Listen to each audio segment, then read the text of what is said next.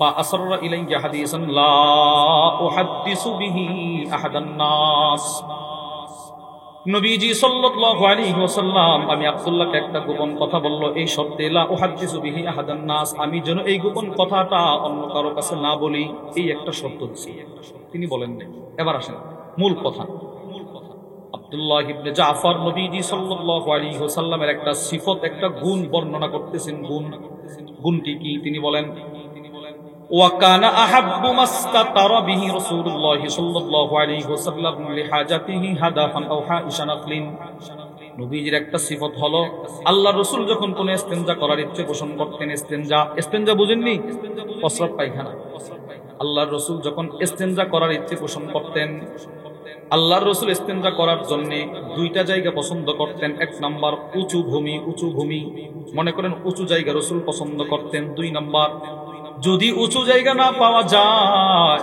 এমন বাগান নবীজি পছন্দ করতেন যে বাগানের চতুর্দিকে বেশি বেশি গাছ লাগানো থাকে যেন বাহির থেকে ভিতরে না দেখা যায় ভিতর থেকে বাহির না দেখা যায় অর্থাৎ নবীজি গোপনীয়তা খুব পছন্দ করতেন খুব শর্মিন্দা ছিলেন আপনার রাসূল আমার রাসূল জাবির ইবনে আব্দুল্লাহ বলেন নবীজির সাথে মরুভূমিতে সফর করতেছি মরুভূমিতে লাইসা ফিহা আলামুন ওয়ালা শাজার যেই মরুভূমিতে কোনো গাছ নাই কোনো ছায়া নাই আমি নবীর নিয়ে টেনশনে আছি হায় হায় রুদ্র তো রাসূলের শরীরে পড়বে এখন কি করব হঠাৎ করে জাবির বলে তাকায় দেখি এক ঝাঁক পাখি নবীজির মাথা মোবারকের উপরে ছায়া প্রদান করতেছে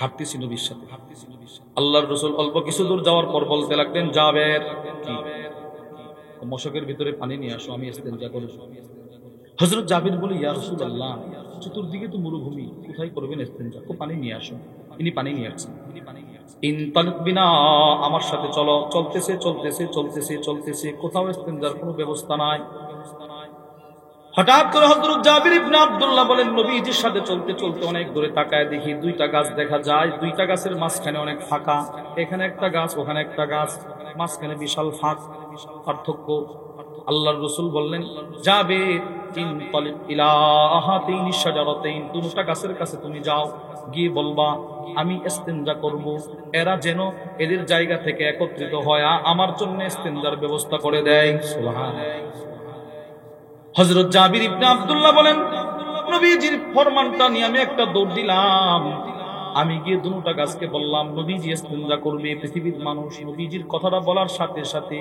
দুটো গাছ নিজের মাটি ফেরে বালি ফেরে দৌড়ায় আয়েশা রাসূলের জন্য ইস্তেনজার ব্যবস্থা করে দিলেন নবীজি ইস্তেনজা তাহলে আমি আপনাদেরকে বুঝাইতে চাইলাম আল্লাহর রাসূল যেখানে সেখানে ইস্তেনজা করতেন না আর আপনি আমি যেখানে সেখানে ইস্তেনজা ছাড়ি না রাসূল করতেন না আমি ছাড়ি না রাসূলের সাথে আমাদের মিলটা হলো উল্টা এই যে এইটা উল্টা মিল উল্টা নবীজি জীবনে কখনো ইতিকাফ ছাড়ে নাই আর আমি ইতিকাফ করি নাই বুঝেন নাই আল্লাহর রাসূলের জিন্দেগিতে কখনো নবী ইতিকাফ ছাড়ে নাই আর আমি ইতিকাফ করি না তো মিল কি এইভাবে হইলো না উল্টা হইলো বলেন উল্টা আল্লাহ রাসূল কখনো খালি জায়গায় মানুষের সামনে ইস্তেনজা করে নাই আর আমি করি উল্টা আমি হযরত আব্দুল্লাহ ইবনে জাফর বলে এই জন্য রাসূল ইস্তেনজা করার জন্য হয়তো উঁচু ভূমি অথবা এমন বাগান পছন্দ করতেন যে বাগানের চতুর্পাশে ঘন গাছ এবার আব্দুল্লাহ ইবনে জাফর নবীজির বাহনের পিছনে বৈশা বলতে লাগলেন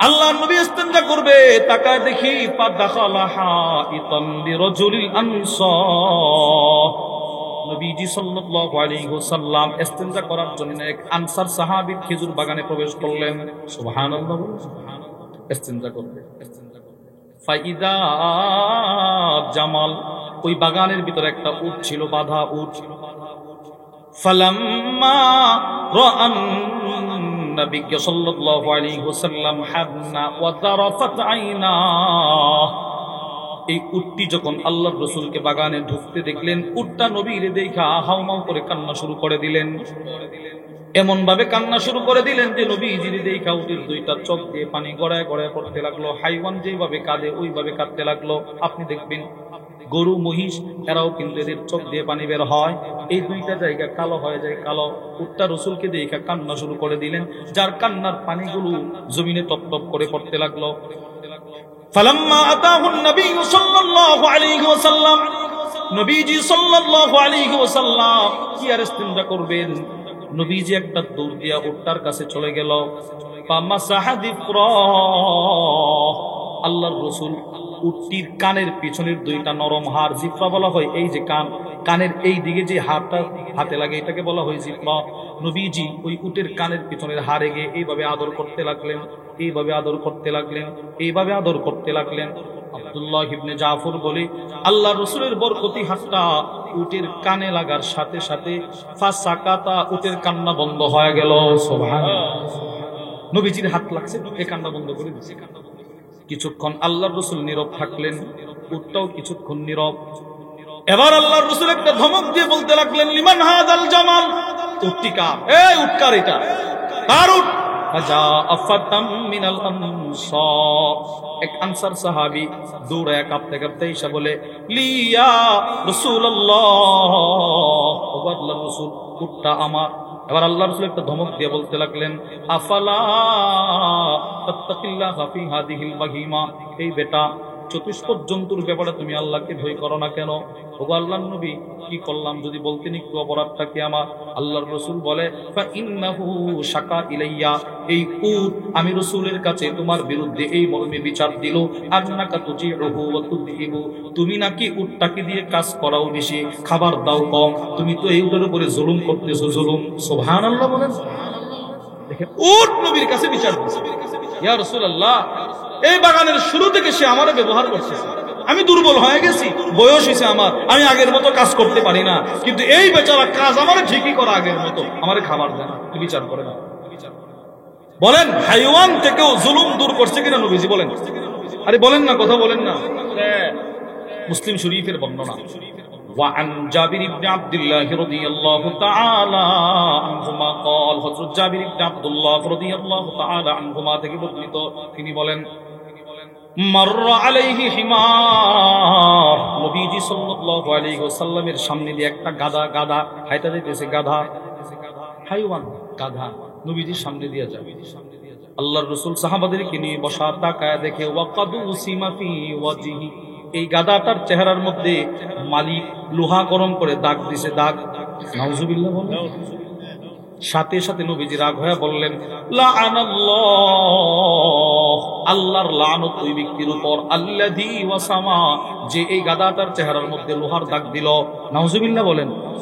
আপনি দেখবেন আমাদের দেশেও যখন কুরবানির পশুর হাট বসে, অনেক বড় বড় মহিষ এরকম থাকে, যে মহিষগুলোর পিঠের মধ্যে মালিক লোহা দিয়ে দিয়ে নম্বর বসায়, আছে না নাই? এটা জুলুম, জুলুম। এই লোহা গরম করে দূর থেকে ঠাস করে চাপ দেওয়া যায়, জুলুম, এটা জুলুম। একটা হাইওয়ান, তাকে আপনি চিহ্নিত করার জন্য অন্য ব্যবস্থা আপনি কত অবলম্বন করেন। ফাআযানা মুআদ্দিনুম বাইনাহুম আল্লাহনাতুল্লাহি আলাল যালিমিন। আল্লাহ রাব্বুল আলামিন বলেন, হাশরের কঠিন ময়দানে একজন ফেরেশতা ঘোষণা করবেন, পৃথিবীর সমস্ত জালেমদের উপরে আল্লাহর লানত।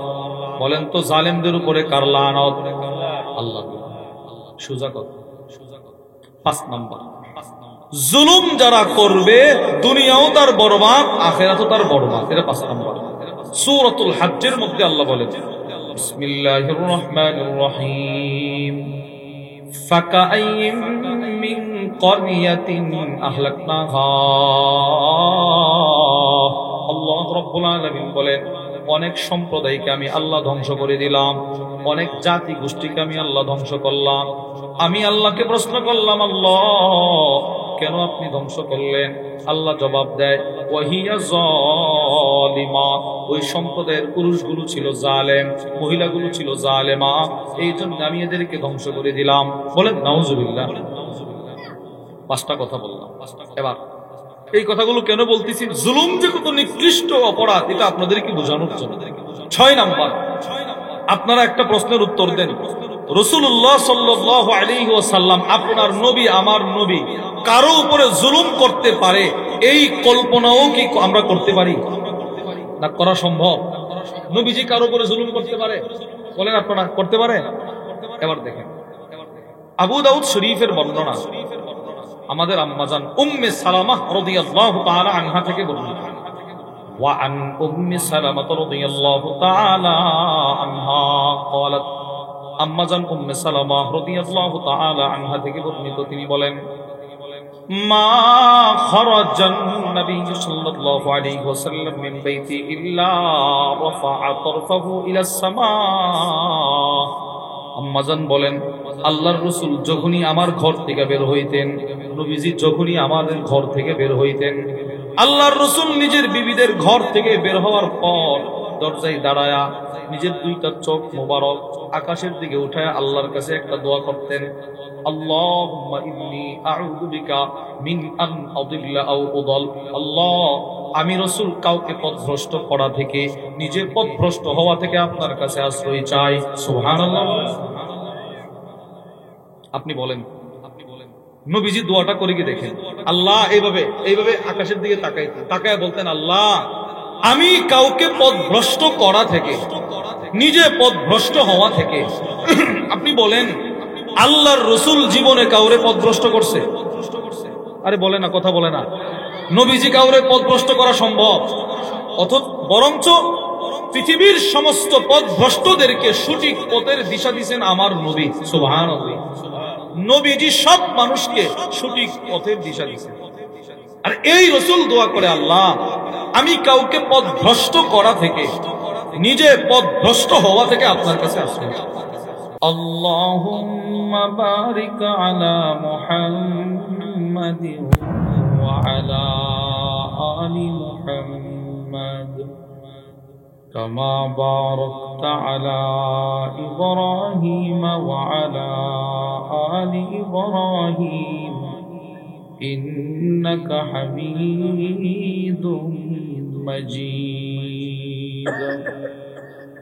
আলহামদুলিল্লাহ। জামিয়া কাসিমিয়া হুসাইনিয়া ইসলামিয়া কাহেতরা মাদ্রাসার 57তম বার্ষিক সভা উপলক্ষে আজকের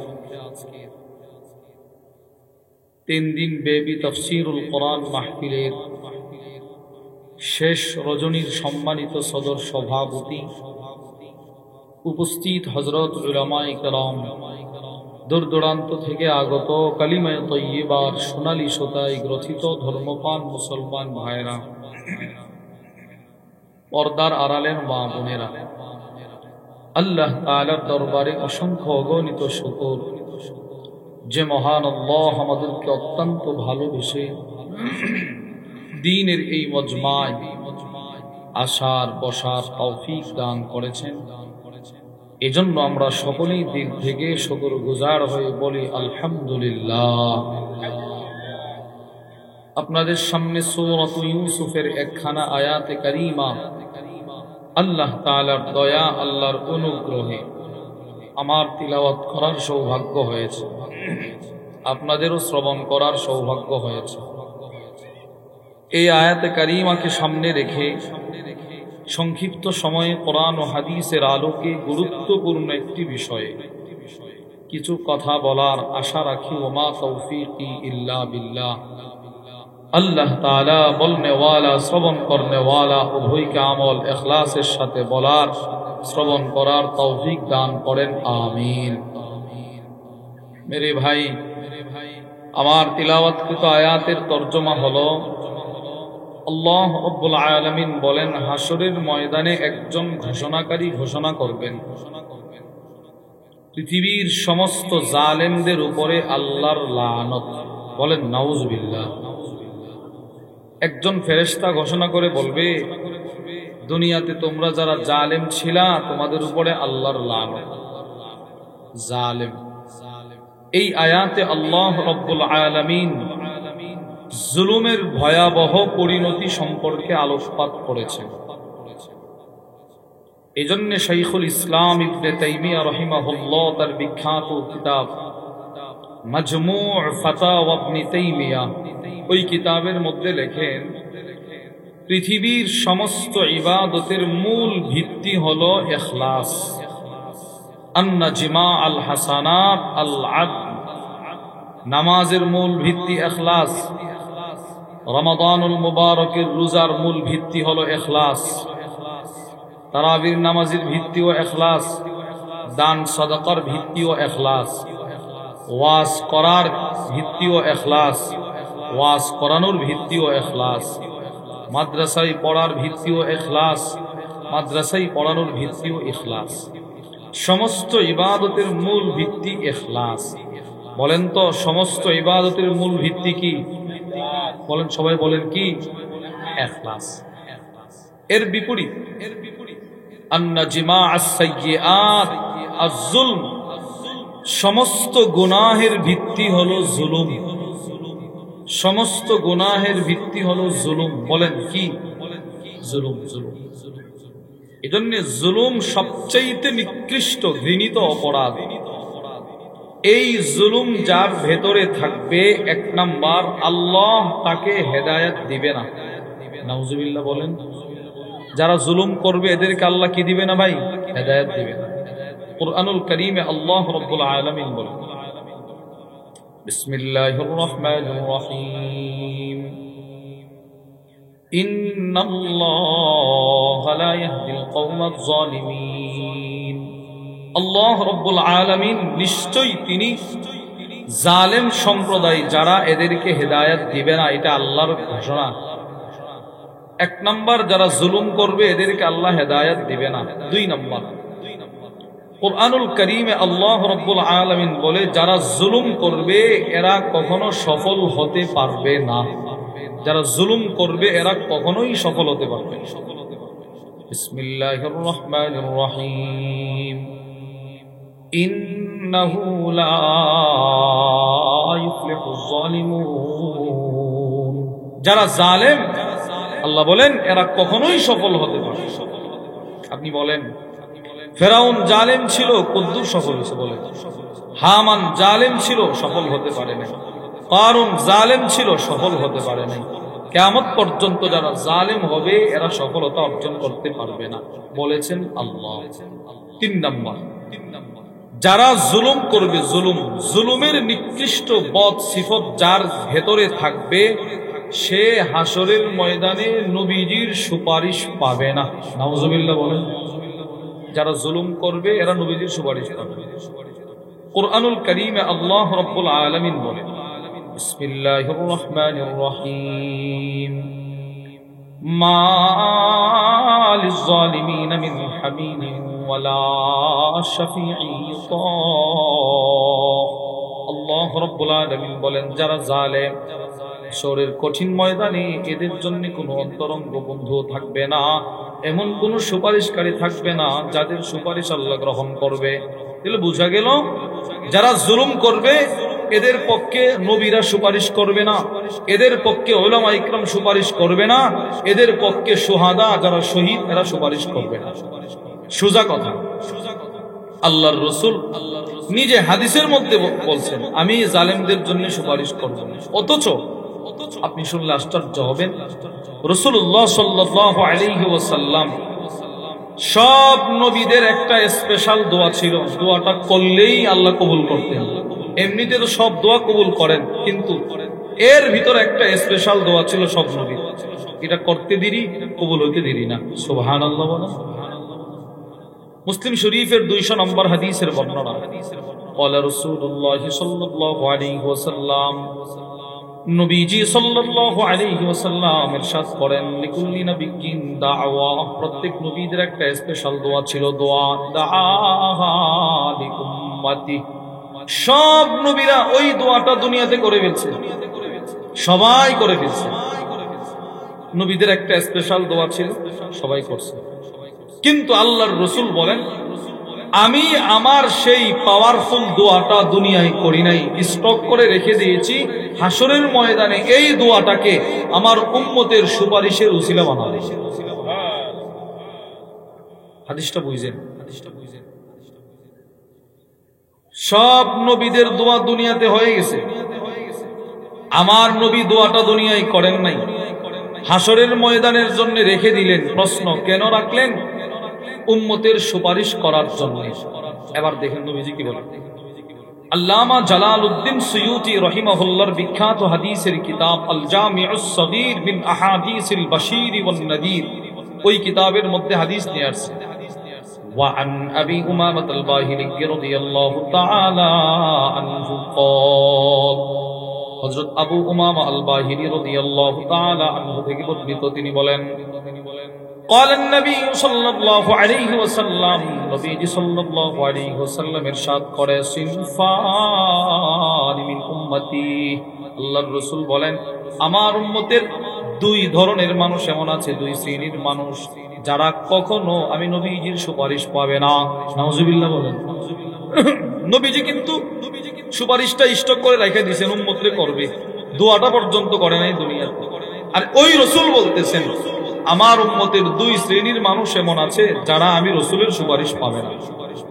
এক নাম্বার নবীজি বলেন ইমামুন যালুম, জালেম সর্দার, জালেম নেতা, জালেম চেয়ারম্যান, জালেম মেম্বার, জালেম অভিভাবক, জালেম এমপি মন্ত্রী, যারা জালেম হবে আমি রাসূল বলে দিলাম সে আমি নবীজির সুপারিশ হাসরে পাবে না।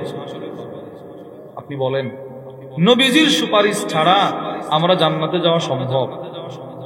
বলেন না, সম্ভব না। আল্লাহর রাসূল বলেন জালেম যে সে আমি নবীজির সুপারিশ পাবে। তিনটা কথা বললাম। এক নাম্বার যারা জুলুম করে এদেরকে আল্লাহ হেদায়েত দিবে না। দুই নাম্বার যারা জুলুম করবে এরা কখনো সফল হতে পারবে না। তিন নাম্বার যারা জুলুম করবে এরা নবীজির সুপারিশ পাবে না। চার নাম্বার যারা জুলুম করবে হাসরের ময়দানে আল্লাহ বলবে তোমার উপরে আমি আল্লাহর লানত। নাউজুবিল্লাহ। সূরাত ইউসুফের মধ্যে আল্লাহ বলেন বিসমিল্লাহির রহমানির রহিম ফাআযানা মুআদ্দিনুন বাইনাহুম আল্লাহনাতুল্লাহি আলাজ জালিমিন। আল্লাহ রাব্বুল আলামিন বলেন হাসরের কঠিন ময়দানে একজন ফেরেশতা ঘোষণা করবেন পৃথিবীর সমস্ত জালেমদের উপরে আল্লাহর লানত। বলেন তো জালেমদের উপরে কার লানত? আল্লাহ। সোজা কথা। 5 নাম্বার জুলুম যারা করবে দুনিয়াও তার বরবাদ, আখিরাতও তার বরবাদ। এটা 5 নাম্বার। সূরাতুল হজ্জের মধ্যে আল্লাহ বলেন বিসমিল্লাহির রহমানির রহিম ফাকাআইয়িম মিন ক্বরিয়াতিন আহলাকনাহা। আল্লাহ রাব্বুল আলামিন বলেন অনেক সম্প্রদায়কে আমি আল্লাহ ধ্বংস করে দিলাম, অনেক জাতি গোষ্ঠীকে আমি আল্লাহ ধ্বংস করলাম। আমি আল্লাহকে প্রশ্ন করলাম আল্লাহ কেন আপনি ধ্বংস করলেন? আল্লাহ জবাব দেয় ওয়াহিয়া যালিমা, ওই সম্প্রদায়ের পুরুষগুলো ছিল জালেম, মহিলাগুলো ছিল জালেমা, এই জন্য আমি এদেরকে ধ্বংস করে দিলাম। বলেন নাউজুবিল্লাহ। 5টা কথা বললাম। এবার এই কথাগুলো কেন বলতেছি? জুলুম যে কত নিকৃষ্ট অপরাধ এটা আপনাদেরকে বোঝানোর জন্য। 6 নাম্বার আপনারা একটা প্রশ্নের উত্তর দেন। রাসূলুল্লাহ সাল্লাল্লাহু আলাইহি ওয়াসাল্লাম আপনার নবী আমার নবী কারো উপরে জুলুম করতে পারে এই কল্পনাও কি আমরা করতে পারি? না করা সম্ভব? নবীজি কারো উপরে জুলুম করতে পারে? বলেন আপনারা করতে পারে? এবার দেখেন আবু দাউদ শরীফের বর্ণনা আমাদের আম্মাজান উম্মে সালামা রাদিয়াল্লাহু তাআলা আনহা থেকে বর্ণিত। ওয়া আন উম্মি সালামা রাদিয়াল্লাহু তাআলা আনহা قالت, আম্মাজান উম্মে সালামা রাদিয়াল্লাহু তাআলা আনহা থেকে বর্ণিত, তিনি বলেন মা খারাজান নবী সাল্লাল্লাহু আলাইহি ওয়াসাল্লাম মিন বাইতি ইল্লা রাফা'a তারফাহু ইলাস সামা। আম্মাজান বলেন আল্লাহর রাসূল যখনই আমার ঘর থেকে বের হইতেন, নবীজি যখনই আমাদের ঘর থেকে বের হইতেন, আল্লাহর রাসূল নিজের বিবিদের ঘর থেকে বের হওয়ার পর দরজায় দাঁড়ায়া নিজের 2টা চোখ মোবারক আকাশের দিকে উঠায় আল্লাহর কাছে একটা দোয়া করতেন, আল্লাহুম্মা ইন্নী আউযু বিকা মিন আন আদিল্লা আও উদাল। আল্লাহ আমি রাসূল কাউকে পথভ্রষ্ট করা থেকে, নিজে পথভ্রষ্ট হওয়া থেকে আপনার কাছে আশ্রয় চাই। সুবহানাল্লাহ।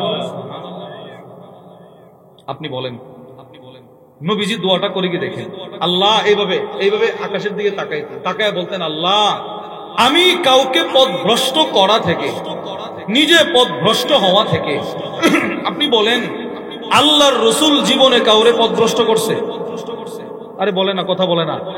নবীজি কাউরে পথভ্রষ্ট করা সম্ভব?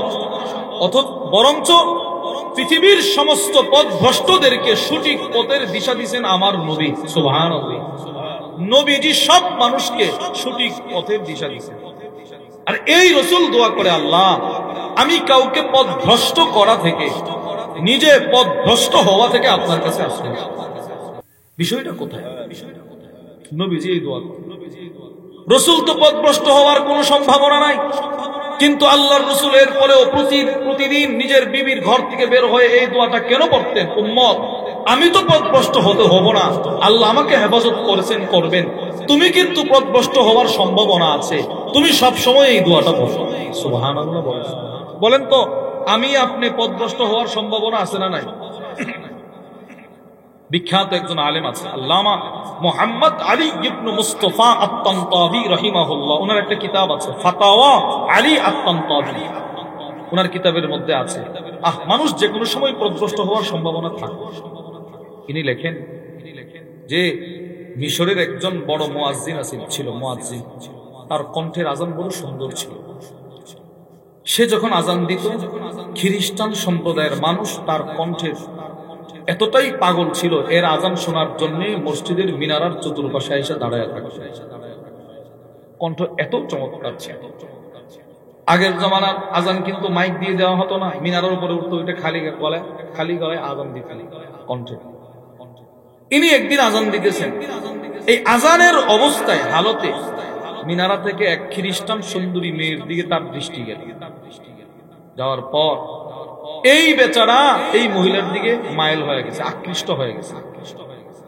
এই মেয়ের কাছে গেছে, বাড়িতে গেছে, কি দরজায় টোকা দিল। টোকা দেওয়ার পর মহিলা দরজা খুলছে। এবার মহিলাকে সে প্রস্তাব দিচ্ছে। মহিলা বলে, না, তুমি যে ধর্মের আছো ওই ধর্মে থাকলে তুমি আমারে পাইবা, তুমি তোমার ধর্ম ত্যাগ করতে হবে। সে মুয়াজ্জিন ছিল, তার আজান সকলের কাছে প্রিয় ছিল। এই এক খ্রিস্টান মহিলার জন্য নিজের ধর্ম সে ছেড়ে দিয়েছে। নাউজুবিল্লাহ বলেন না। এই যে দেখেন পথভ্রষ্ট। রাসূল ছাড়া আমরা যারা আছি, নবীরা মাসুম, সাহাবারা মাহফুজ, বাদ বাকি আমরা যারা আছি যে কোনো সময় আমাদের পথভ্রষ্ট হওয়ার সম্ভাবনা আছে না নাই? আছে। আপনি শুনলে আশ্চর্য হবেন, বুখারীর বর্ণনা, আনাস ইবনে মালিক রাদিয়াল্লাহু তাআলা আনহু থেকে বর্ণিত, এক খ্রিস্টান নবীজির দরবারে আসে। ওয়া আন আনাস ইবনে মালিক রাদিয়াল্লাহু তাআলা আনহু قال, আনাস ইবনে মালিক রাদিয়াল্লাহু তাআলা আনহু থেকে বর্ণিত, তিনি বলেন, আন্না রাজুলান নাসরানিয়া, এক খ্রিস্টান লোক নবীজির দরবারে আসলো। আতান নবী সাল্লাল্লাহু আলাইহি ওয়াসাল্লাম, খ্রিস্টান আসলো নবীজির দরবারে। এসে ফা আসলামা, নবীজির হাতে হাত রাখা খ্রিস্টানরা কালেমা পড়ে মুসলমান হয়ে গেল। সুবহানাল্লাহ। বলেন তো, হাদিসটা বুঝে থাকলে, যেই লোকটা এসে কালেমা পড়ছে সে কি ছিল? খ্রিস্টান ছিল, খ্রিস্টান। দেখেন, এই খ্রিস্টান বেচারা নবীজির দরবারে আইসা কালেমা পড়ে, নবীর দরবার আর ছাড়ে না, নবীজির সহবতে থাকতেছে। রাসূলের সহবতের বরকতে ফাকারা সূরাতুল বাকারা ওয়া আলা ইমরান, এই বেচারা নবীজির দরবারে রাসূলের সহবতে থাকতে থাকতে আল্লাহর কোরআন তেলাওয়াত শিখে ফেলল। সুবহানাল্লাহ। এবার সে কোরআন পড়তে জানে, কোরআন পড়তে জানে, কোরআন পড়তে জানে। আনাস ইবনে মালিক বলেন, এই লোকটা শুধুই মাত্র কোরআন তেলাওয়াত শিখে না, এই লোকটা আল্লাহর কোরআনের সবচেয়ে বড় দুইটা সূরা, সূরাতুল বাকারা, সূরা আলে ইমরান, ওইটা সূরা তিলাওয়াত করতে শিখে ফেললো, এমনকি মুখস্থ করে ফেললো। সুবহানাল্লাহ। হাদিসটা বুঝে থাকলে বলেন, যে এই লোকটা এখন দুইটা সূরা মুখস্থ জানে, সে কি আগে মুসলমান ছিল না খ্রিস্টান? খ্রিস্টান। রাত দিন, সকাল বিকাল, সন্ধ্যা সকাল সন্ধ্যা রাসূলের সহবত তাকে এতটাই ভালো মানায় দিল, নবীজির এতটাই বিশ্বস্ততা সে অর্জন করে ফেলল। আনাস ইবনে মালিক বলে, ফাকাদা ইয়াকতুবু লিন-নবী সাল্লাল্লাহু আলাইহি ওয়াসাল্লাম, নবীজি তার ডাইকা নিয়া ওহী লেখার দায়িত্বটা পর্যন্ত দিয়ে দিলেন। সুবহানাল্লাহ। আরে নবীর উপরে যে ওহী আসতো, ওহী জিবরিল নিয়ে আসতো, এগুলো সাহাবারা লিখতেন। সূরা, আয়াত, শব্দ সাহাবারা লিখতেন। যে সব সাহাবারা লিখতেন না, যে কয়জন সাহাবী নবীজির ওহী লেখক ছিলেন, এদের একজন বানায় দিয়েছেন এই খ্রিস্টান লোককে, যে আগে খ্রিস্টান ছিল এখন মুসলমান হইয়া কোরআন শরীফ মুখস্থ জানে। তারে নবীজি বলছে, যাও তুমি আজকে থেকে আমার ওহী লেখবা। আপনি বলেন, রাসূলের উপরে যে ওহী আসা শুরু হইল, ওই ওহীটা যিনি লিখলেন তার দামটা কেমন? সুবহানাল্লাহ বলে না। নবীজির ওহী লেখে, ওহী রাসূলের উপরে ওহী আসে, এগুলো তিনি লেখেন। লিখতেছেন। কিন্তু ওই যে পথভ্রষ্ট, ভাগ্যের কি নির্মম পরিহাস, হতভাগা। আনাস ইবনে মালিক বলেন, ফাআদা নাসরানিয়া, এই লোকটা কয়েকদিন পরে আবার পুনরায় খ্রিস্টান হয়ে গেল। আপনি বলেন কত দামি হইল? ওই লেখার দায়িত্ব পাইছে, সূরা তেলাওয়াত মুখস্থ, পরবর্তীতে আবার খ্রিস্টান। এবার সে শুধুই মাত্র খ্রিস্টান হয়ে ক্ষান্ত হয় নাই।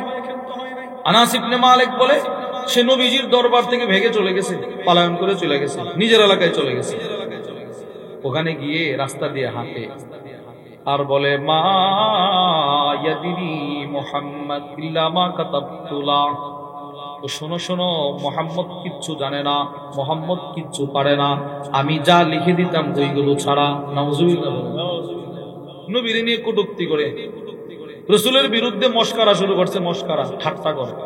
তো কিছু জানে না তো, দেখো না, আমি নিজে সাক্ষী, আমি লিখছি, তার উপরে যে কোরআন নাজিল এটা আমি লিখছি, যা লেখা দিতাম এগুলো সে করতো, এছাড়া বাকি কিছু জানতো না।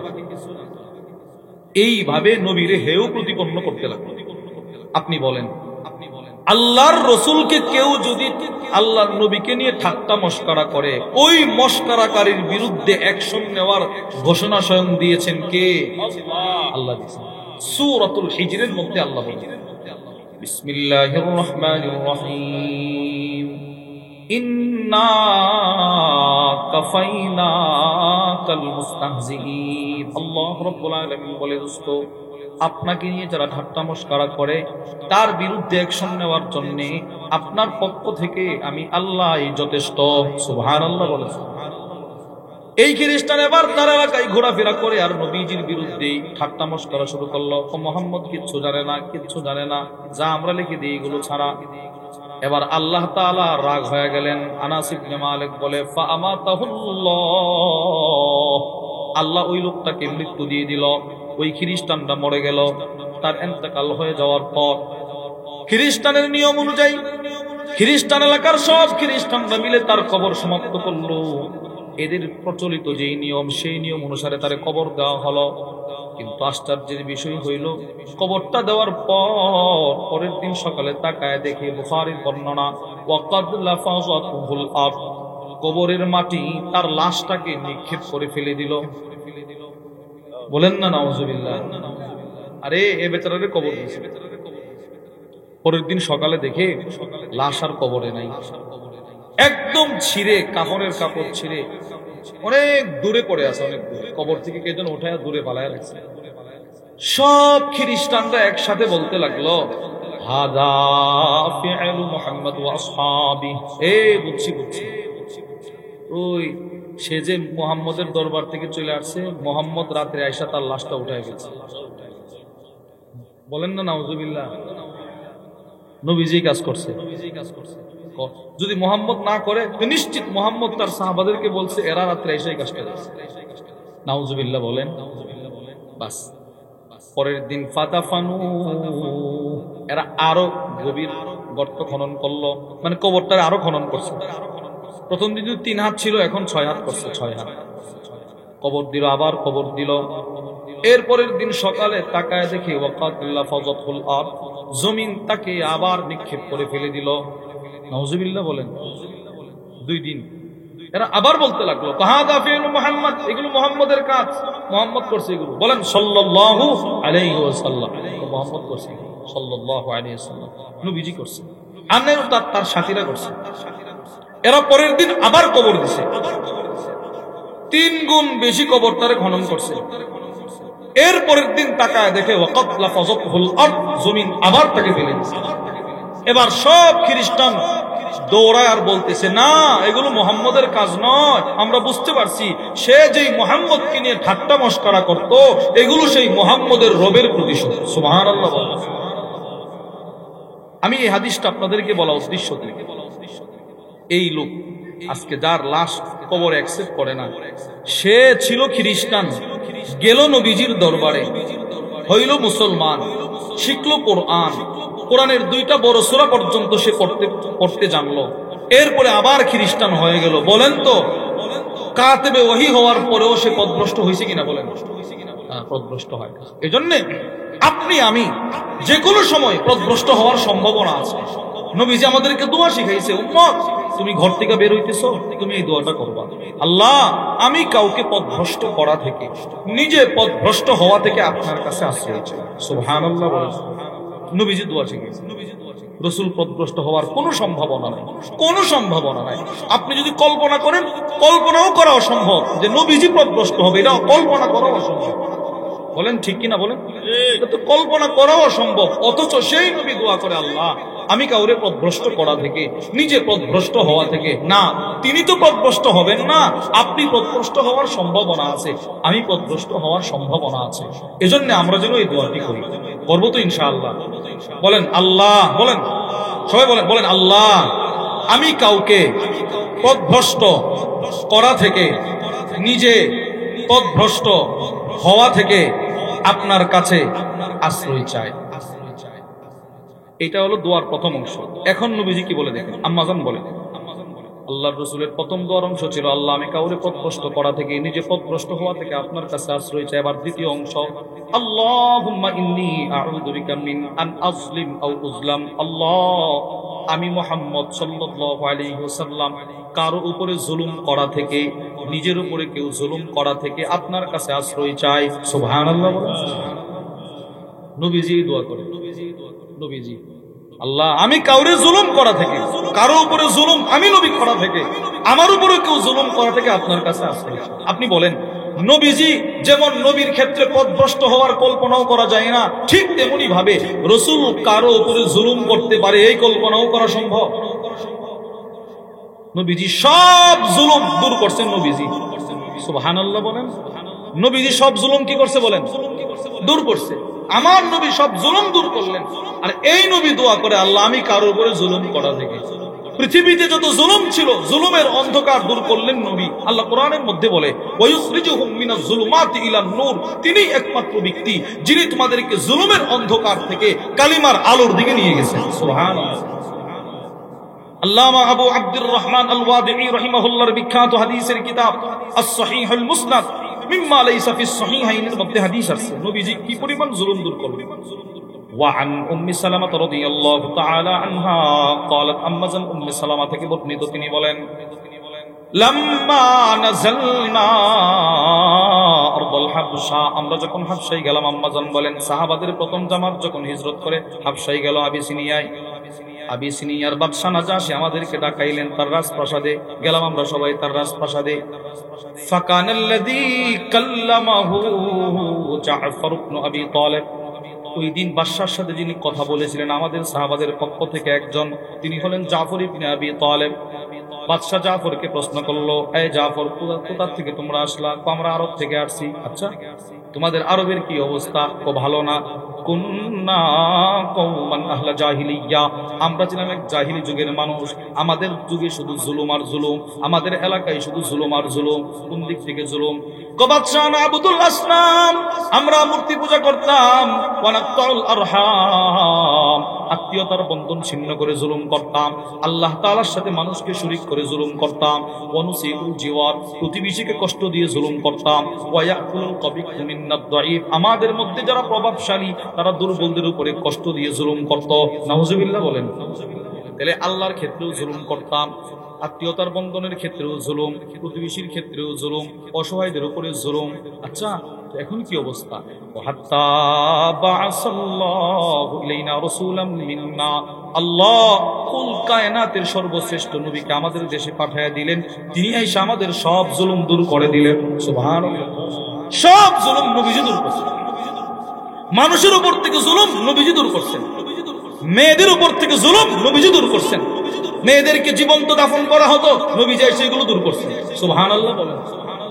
এমনকি শুধুই মাত্র মানুষের উপর থেকে জুলুম দূর করে নাই, হাইওয়ান প্রাণীকুল থেকেও রাসূল জুলুম দূর করছেন। প্রাণীকুল থেকে নবীজি জুলুম দূর করছেন।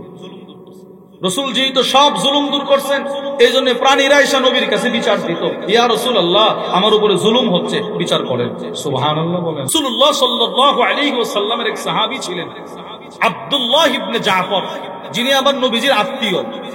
হযরত আলী ইবনে আবি তালেব রাদিয়াল্লাহু তাআলা আনহুর ভাই জাফর, জাফরের ছেলের নাম আব্দুল্লাহ। নবীজি এই আব্দুল্লাহকে বড় ভালোবাসতেন, ছোট সাহাবী ছিলেন। হযরত আব্দুল্লাহ ইবনে জাফর বলেন, আরদাফানি রাসূলুল্লাহ সাল্লাল্লাহু আলাইহি ওয়াসাল্লাম খালফাহু দাতা ইয়াউমিন, নবীজি সাল্লাল্লাহু আলাইহি ওয়াসাল্লাম একদিন আমি আব্দুল্লাহকে আদর করে ভালোবেসে রাসূল নিজের বাহনের পিছনে বসাইলেন। সুবহানাল্লাহ বলেন। নবীজির একটা বাহন, এই বাহনের মধ্যে ইনারে বসাইছেন, এই আসো। আর রাসূলের একটা স্বভাব ছিল, একটা চরিত্র ছিল, একটা আখলাক ছিল। নবীজি মদিনার বাহিরে কোথাও সফরে গেলে আর যদি রাসূল দিনের বেলায় মদিনায় ঢুকতেন, তখন কোনো না কোনো বাচ্চা সাহাবী রাসূলের বাহনে থাকতেন। সুবহানাল্লাহ। মদিনার মুরব্বী সাহাবারা যারা ছিলেন, এনারা হয়তো উসামা ইবনে যায়েদকে অথবা এই আব্দুল্লাহ ইবনে জাফরকে অথবা হাসান হুসাইন এনাদেরকে নিয়ে মদিনার গেটের সামনে দাঁড়ায় থাকতেন। নবীজির বাহনটা ঢুকলেই রাসূল একজনকে উপরে নিয়ে নিজের বাহনে বসায় দিতেন। এটা রাসূলের সিফত ছিল। আরে বাপ যখন ঢাকা থেকে আসে, তখন মা কিন্তু সন্তানদের বারবার বলে, তোমার আব্বু আসতেছে, মজা নিয়ে আসতেছে। বলে কিনা বলেন? আরে বলে কিনা বলে। এবার যখন বাপ আসে আর যত কাছাকাছি আসে, তখন মা বলে চলে আসছে, রাস্তায় চলে আসছে। তখন ছেলেটা দৌড় দিয়া বাবার কাছে যায় কিনা বলে, গেলে বাপ কোলে নেই না। নবীজি এগুলো করতেন। রাসূল আব্দুল্লাহর পিছনে বসাইছে। বসানোর পর আব্দুল্লাহ ইবনে জাফর বলে, ফা আসররা ইলাইয়া হাদিসান লা উহাদ্দিসু বিহি আহাদান নাস। ছোট্ট সাহাবী আব্দুল্লাহ বলেন, নবীজি আমাদের পিছনে বসায় বসায় অনেকগুলো কথা বললেন। এর ভিতরে একটা গোপন কথা বলছে, গোপন কথা, একদম গোপন। আমার এই শর্তে বলছে যে আব্দুল্লাহ, এখন আমি তোমারে যেই কথাটা বলতেছি এটা তুমি কারো কাছে বলবা না। সুবহানাল্লাহ বলেন। বোঝা গেল কারো কাছে গোপন কথা বলে এটা বলো জায়েজ আছে যে তুমি কারো কাছে বলবে না। কিন্তু এই যুগ তো আর নবীজির যুগ না, জমানা না। এখন কারো কাছে গোপন কথা বলেন না। আমাদের কওমি মাদ্রাসা একটা কিতাব আছে, রাউদাতুল আদাব ফি তাসহিলি কালামিল আরব, নাহবির জামাতে পড়ানো হয়। এটার মধ্যে ছোট্ট একটা কথা আছে যে এখনকার জমানাতে কোন মানুষের দুইটা ঠোঁটের মাঝখান দিয়ে যেই কথাটা বের হবে এটা সারা পৃথিবীতে ছড়ে যাবে, এটা কেউ গোপন রাখতে পারবে না। এজন্য আল্লামা শেখ সাদি রাহিমাহুল্লাহ ইনি বলেন, এই জমানাতে কেউ কারো কাছে গোপন কথা বইলা এটা যেন না বলে, তুই কারো কাছে বলিস না। যদি এইটা বলে সে বলে দিবে। বুঝেন নাই? শেখ সাদি রহিমাহুল্লাহ সুন্দর একটা কথা বলছে। তো তুমি এই জমানাতে কারো কাছে গোপন কথা বইলা পরে এইটা বইলো না যে বাইরে কেউ কাছে কইসা করে বলছে, এটা ওই কথাটা বলার দরকার নেই। এটা তুমি বলবা, সেইটা বলে দিবে। এই জন্য আপনাদেরকে যেটা বুঝাইতে চাইলাম, রাসূলুল্লাহ সাল্লাল্লাহু আলাইহি সাল্লামের জমানায় সাহাবারা ছিল আমানতদার। নবীজি কোনো একটা কথা বললে রাসূল যারে যেই দায়িত্ব দিতেন সেই দায়িত্ব তারা পালন করতেন। সুবহানাল্লাহ বলেন। আব্দুল্লাহ ইবনে জাফর বলে, নবীজি সুওয়ারের উপরে বসে বসে আমার একটা গোপন কথা বলছেন। এই জন্য তিনি এই গোপন কথাটা এই হাদিসটা বর্ণনা করার সময়ও বলেন নাই, আমাদেরকে বলেন। এই জন্য আমিও আপনাদেরকে বলতে পারবো। ফা আসররা ইলাইয়া হাদিসান লা উহাদ্দিসু বিহি আহাদান নাস।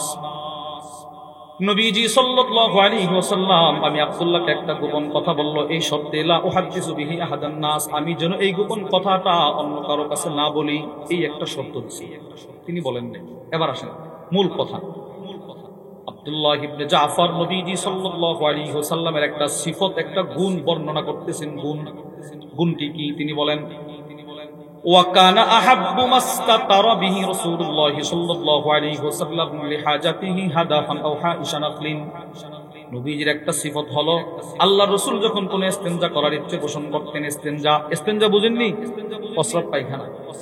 আল্লাহর রাসূল যখন ইস্তেনজা করার ইচ্ছে পোষণ করতেন, আল্লাহর রাসূল ইস্তেনজা করার জন্য দুইটা জায়গা পছন্দ করতেন। এক নাম্বার উঁচু ভূমি, মনে করেন উঁচু জায়গা রাসূল পছন্দ করতেন। দুই নাম্বার, যদি উঁচু জায়গা না পাওয়া যায় এমন বাগান নবীজি পছন্দ করতেন, যে বাগানের চতুর্দিকে বেশি বেশি গাছ লাগানো থাকে, যেন বাহির থেকে ভিতরে না দেখা যায়, ভিতর থেকে বাহির না দেখা যায়। অর্থাৎ নবীজি গোপনীয়তা খুব পছন্দ করতেন। খুব শর্মিন্দা ছিলেন আপনার রাসূল, আমার রাসূল। আল্লাহর রাসূল খোলামেলা জায়গায় ইস্তেনজা করতেন। সুবহানাল্লাহ বলেন। আর আমাদের হায়া লজ্জা এতটাই লোপ পাইছে, এতটাই কমে গেছে, বাজারে মানুষ হাঁটতেছে রাস্তার পাশে প্রস্রাবের জন্য বসে যায়। আছে না নাই এরকম মানুষ? বলেন, এটা লজ্জার কমতি। না, আপনার রাসূল আল্লাহু আকবার। আবু দাউদ শরীফের 1, 2, 3 এই হাদিসগুলোর মধ্যে আছে কানা রাসূলুল্লাহ সাল্লাল্লাহু আলাইহি ওয়াসাল্লাম ইযা আরাদাল বারাস ইনতালাকা হাত্তা লা ইয়ারাহু আহাদ। নবী যখন ইস্তেনজা করার ইচ্ছে পোষণ করতেন, নবীজি হাঁটতে থাকতেন, হাঁটতে এত দূরে যাইতেন যে মানুষগুলা নবীজির কাছে ছিল, এরা এক পর্যায়ে নবীরে হারায় ফেলতেন। কই গেছে রে, কোথায় গেছে রে, নবীরে দেখা যায় না।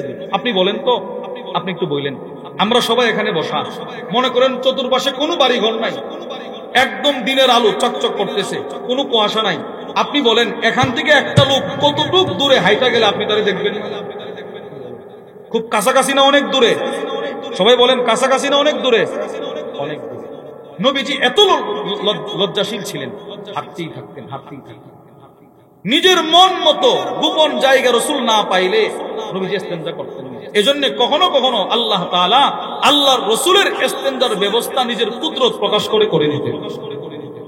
আল্লামা শিহাবউদ্দিন আবুল ফদল আহমদ ইবনে আলী ইবনে মুহাম্মদ ইবনুল হাজার আল আসকালানী রাহিমাহুল্লাহর বিখ্যাত কিতাব আল মাতালিবুল আলিয়া বিজাওয়াইদিল মাসানিদিস সামানিয়া, ওই কিতাবের মধ্যে নিয়ে আসছে জাবির ইবনে আব্দুল্লাহ বলেন, নবীজির সাথে মরুভূমিতে সফর করতেছি, মরুভূমিতে লাইসা ফিহা আলামুন ওয়ালা শাজার, যেই মরুভূমিতে কোনো গাছ নাই, কোনো ছায়া নাই।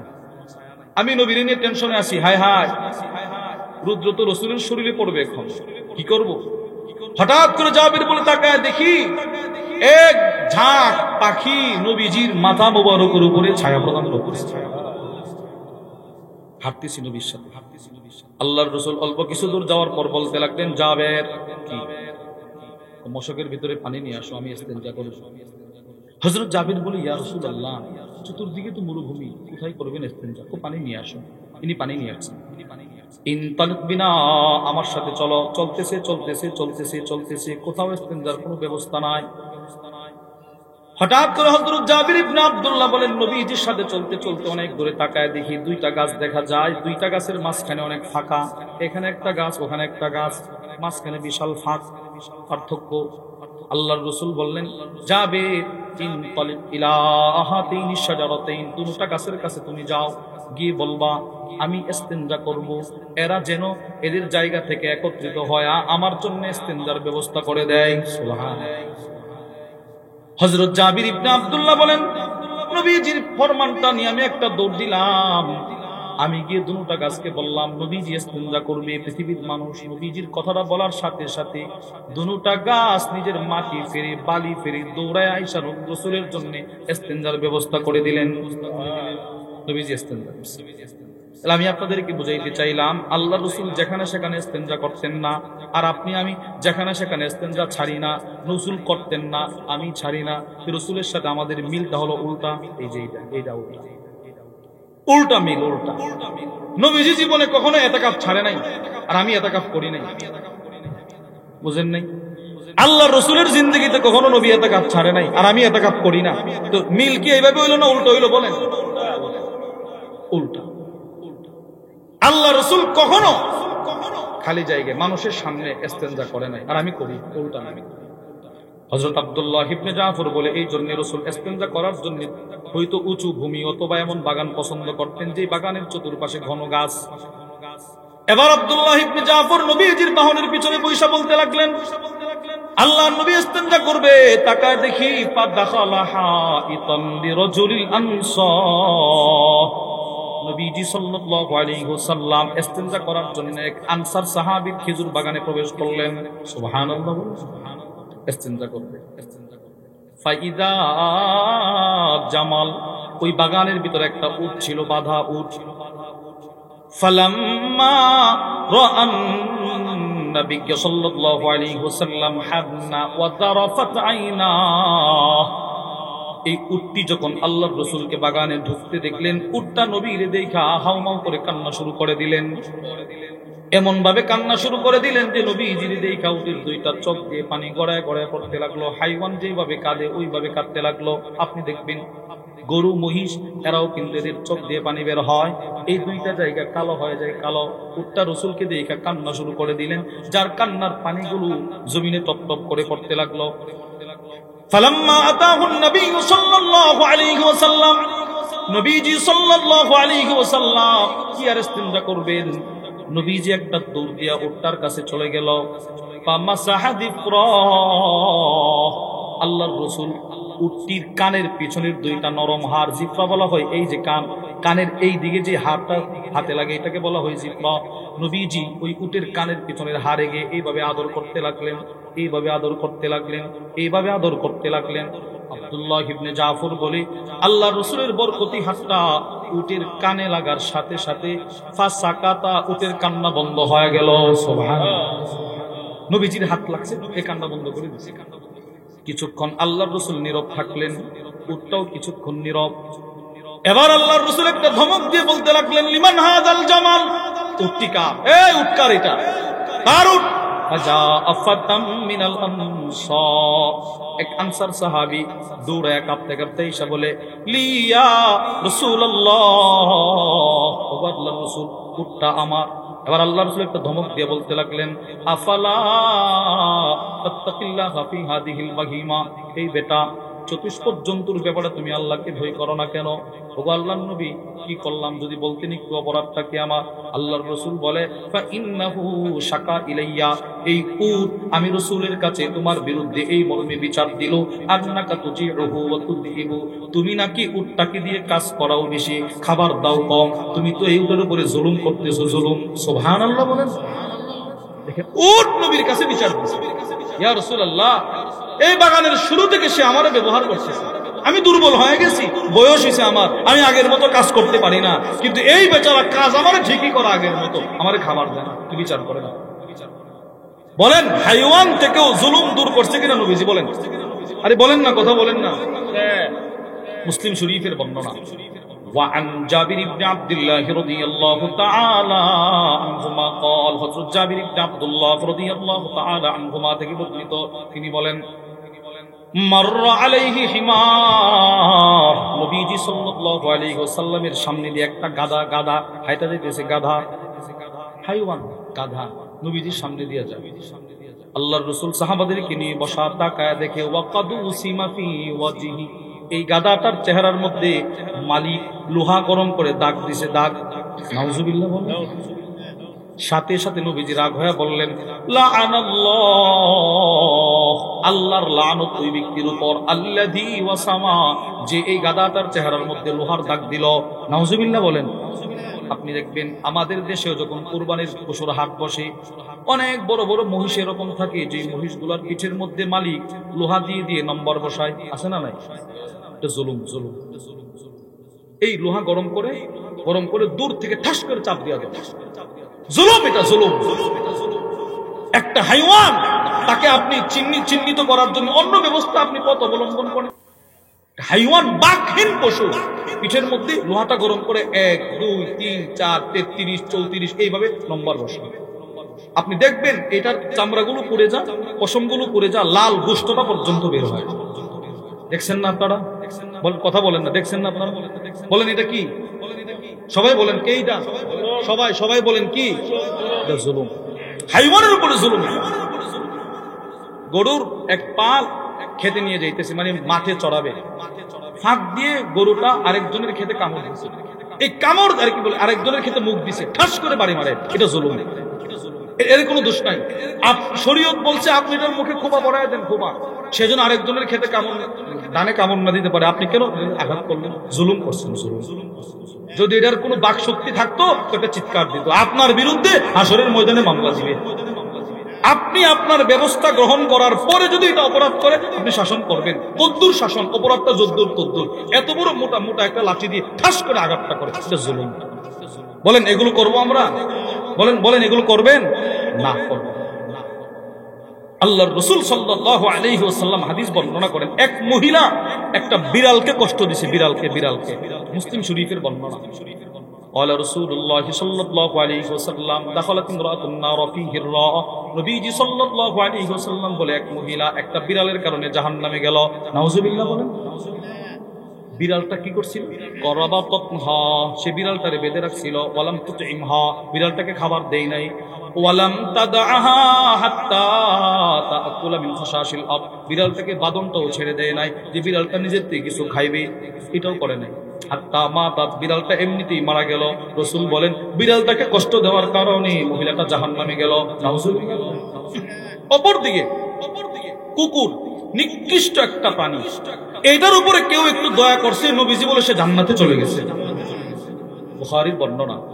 وعن أبي هريرة رضي الله تعالى عنه قال, আবু হুরায়রা রাদিয়াল্লাহু তাআলা আনহু থেকে বর্ণিত, তিনি বলেন বাইনামা রাজুলুন ইয়ামশি বিতরিকিন ইশতাদ্দা আলাইহিল আতশ, আল্লাহর রাসূল একদিন সাহাবাদেরকে বলতে লাগলেন, এক ব্যক্তি রাস্তা দিয়ে হাঁটতেছে, কোন এক জমানার একজন ব্যক্তি মরুভূমি দিয়ে হাঁটতেছে, মরুভূমি, প্রচন্ড পানির পিপাসা লাগলো, ডান দিকে দৌড়ায় পানি নাই, বাম দিকে দৌড়ায় এও পানি নাই, সামনে দৌড়ায় পানি নাই, পিছনে দৌড়ায় পানি নাই। আল্লাহর রাসূল বলেন লোকটা তার জীবনের মায়া থেকে নৈরাশ হয়ে গেল, এখন তো তার মৃত্যু সামনে, পানির পিপাসায় এসে মারা যাবে।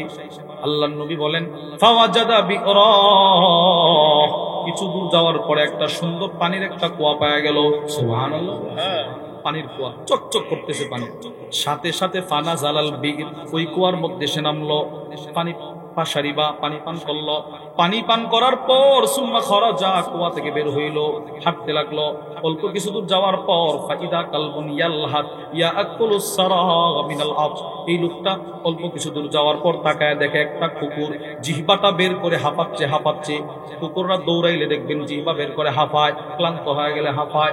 আল্লাহর রাসূল বলেন লোকটা তাকায় দেখে কুকুরটা জিহ্বাটা বের করে হাঁপাচ্ছে, আর পানির পিপাসায় রুদ্রের আলোতে মরুভূমির পাথরটারে চকচক করতে দেখে পানি মনে করে জিহ্বা দিয়ে পাথর চাটতেছে, মনে করতেছে পানি গরম লাগে, আবার জিহ্বাটা সরায় ফেলে, আবার জিহ্বা দিয়ে পানি চাটে, আবার জিহ্বাটা সরায় ফেলে। এবার ওই লোকটা বলতে লাগলেন, যিনি এই মুহূর্তে কুয়া থেকে পানি পান করলেন, তিনি বলতে লাগলেন লাকাদ বালাগা হাদাল কালবা মিনাল আতশ বিসমিল্লাযী কানা বালাগাবি, আমি বুঝতে পারলাম একটু আগে আমার যে পানির পিপাসা লেগেছিল, এখন বোধহয় কুকুরটার সেই পানির পিপাসা। সুবহানাল্লাহ। আমি তো মানুষ, আমি তো কুয়া পাইছি, নামছি, পানি পান করছি, এই বেচারা এইটা তো পানি পান করতে পারবে না, কি করবো রে? আল্লাহর রাসূল বলেন এই লোকটা বহুদূর চলে গেছিল কুয়া থেকে, আবার ফিরা কুয়াতে আসছে। সুবহানাল্লাহ বলেন। ইনি আয়েশা কুয়াতে নামলেন, কুয়া থেকে নিজের মোজা ভর্তি পানি নিয়ে কুকুরটারে পানি পান করাইছে। রাসূল বলেন এই পানি পান করানোর বরকতে আল্লাহ তারে ক্ষমা করে জান্নাত দিয়ে দিয়েছেন। এই জন্য আমরাও জুলুম করব না, বলেন ইনশাআল্লাহ। বলেন জুলুম থেকে বিরত থাকবো তো ইনশাআল্লাহ। মানুষের উপরে জুলুম করব না, হাইওয়ানাতের উপরে জুলুম করব না। আল্লাহ রাব্বুল আলামিন আমাদের সকলকে জুলুমের মতো ঘৃণিত অপরাধ থেকে আমাকে আপনাকে সকলকে বেঁচে থাকার তৌফিক দান করুন। সুবহান রাব্বিকা রাব্বিল ইজ্জাতি আম্মা ইয়াসিফুন ওয়া সালামুন আলাল মুরসালিন ওয়ালহামদুলিল্লাহি রাব্বিল আলামিন।